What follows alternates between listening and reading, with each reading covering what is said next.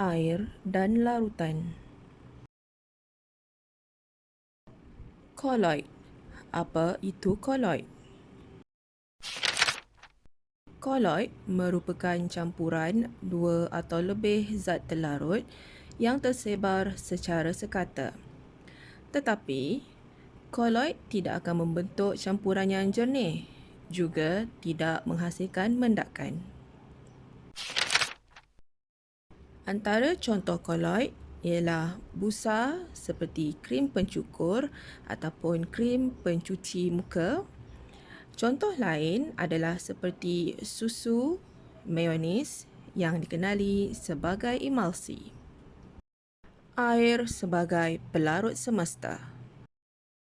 Air merupakan pelarut semesta kerana keupayaannya untuk melarutkan hampir semua bahan sama ada pepejal, cecair ataupun gas. Antara contoh kegunaan air sebagai pelarut semesta adalah melarutkan baja untuk memudahkan akar tumbuhan menyerap nutrien dan juga air. Contoh lain adalah penghasilan minuman ringan serta proses melarutkan deterjen ataupun sabun untuk memudahkan proses pembersihan.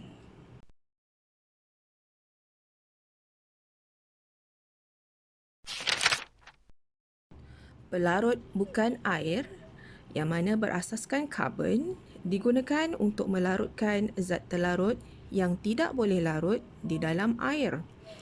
Antara contoh pelarut bukan air adalah alkohol, kerosin, aseton, turpentin serta ether.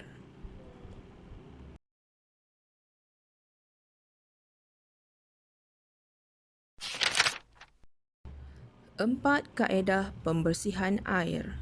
Yang pertama, pendidihan yang mana berfungsi untuk membunuh mikroorganisma. Kedua, pengklorinan juga berfungsi membunuh mikroorganisma. Yang ketiga adalah penurasan yang mana proses ini akan memisahkan bendasing terampai daripada cecair. Yang keempat adalah penyulingan. Kaedah penyulingan menyingkirkan bendasing terampai, bahan terlarut serta membunuh mikroorganisma. Gambar rajah ini merupakan gambar rajah penyulingan. Gambar rajah ini pula merupakan kaedah penurasan. Pembersihan air diperlukan untuk menyingkirkan bau, warna, rasa, mikroorganisma dan bahan kimia yang berbahaya daripada air supaya air itu selamat untuk diminum.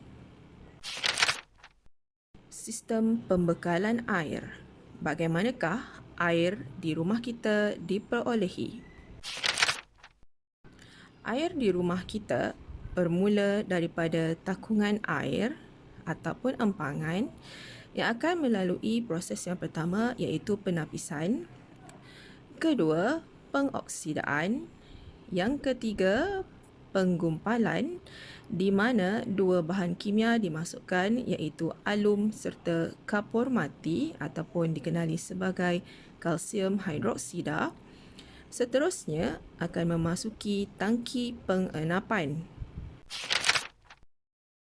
Air itu tadi seterusnya akan melalui tangki penurasan, kemudian memasuki tangki pengklorinan dan pemfluoridaan, di mana kali ini dua lagi bahan kimia akan dimasukkan iaitu sebatian fluorida serta klorin. Seterusnya, air itu akan melalui tangki air bersih yang akan disimpan di dalam tangki simpanan sebelum disalurkan ke rumah. Tangki penapisan berfungsi untuk menyingkirkan mendasing seperti ranting kayu serta daun. Di dalam tangki pengoksidaan pula berfungsi untuk menambah kandungan oksigen di dalam air untuk menyingkirkan bau serta rasa yang kurang menyenangkan. Di dalam tangki penggumpalan, alum yang dimasukkan adalah untuk menggumpalkan zarah-zarah lumpur dan kemudiannya ianya akan tenggelam. Kapur mati pula akan ditambah untuk mengurangkan keasidan air. Di dalam tangki pengenapan, bahan terampai akan mendak ke dasar tangki. Seterusnya, di dalam tangki penurasan, ianya akan menyingkirkan benda asing dengan penapis pasir.